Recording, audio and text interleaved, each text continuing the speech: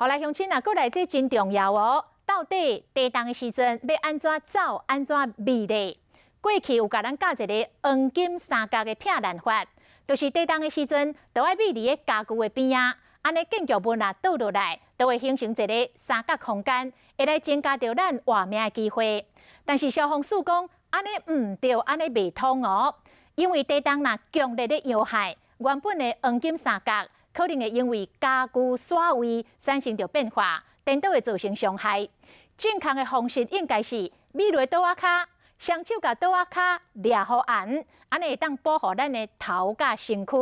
还佫有一件真重要，就是平常时啊，都要准备一个防灾包，内底放手电啊、饮用水、打娘、备用的电源、甲现金。一个发生地震，安尼海来海去，伫厝内若拄着地震，有人讲爱安尼避。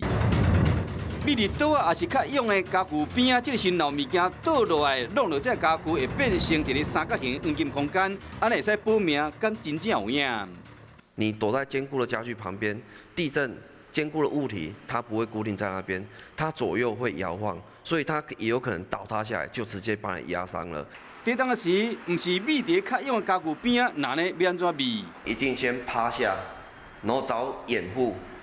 第三个动作是稳住。避伫倒脚海了在保护身躯甲头的其实三个保命秘诀就是拍咧暗号爱了在，这才是相对安全的办法。另外有一个真重要就是爱准备防灾包。第一样一定是手电筒，第二个是饮用水，第三个是干粮，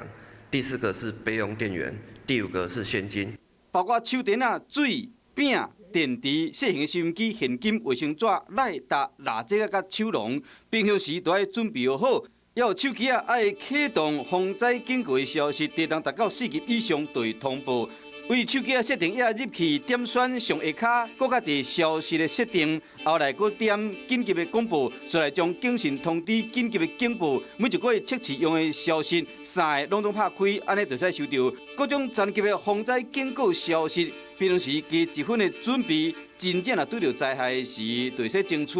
保命的机会。